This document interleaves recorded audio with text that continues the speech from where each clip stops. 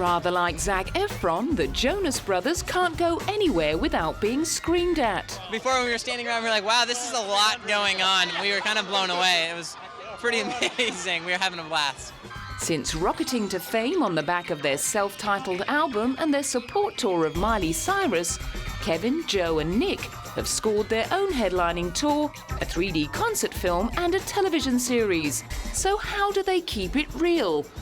There's kind of one rule that we've all lived by, and that's live at the bottom even if you're at the top. That's something we just lived by since we were young, and it keeps you humble, and we keep each other humble, and it's good that we have brothers to do this with. And like fellow Christian Miley Cyrus, the boys have been careful not to fall in with the wrong crowd.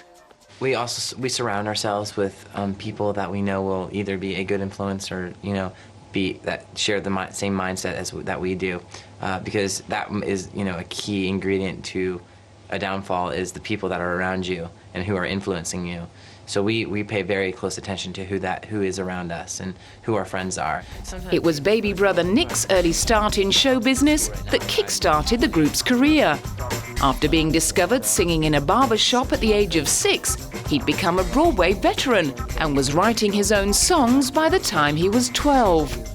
Already interested in Nick, Columbia Records were rubbing their hands with delight upon discovering he had 2 equally talented older brothers at home. Since then, the boys from New Jersey have been living the dream.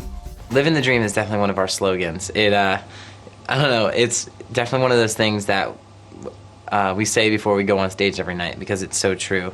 For example, last night was definitely one of those moments when we walked on right before the show and we were about to walk onto stage for the first time, here in England, and we were like, wow, this is actually happening, and it was an amazing, amazing feeling. Living the Dream also became the title to their 2008 reality series, which is not to be confused with the Disney Channel movie Camp Rock, in which they play members of a group called Connect 3, or Jonas, the Disney Channel original series, about the boys' attempts to juggle pop stardom with real life.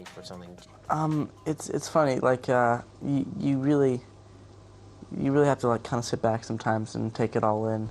Whenever you play a show in front of a lot of people and out of you dreamed about playing one time, you have to kind of sit back and be like, man, this is actually happening.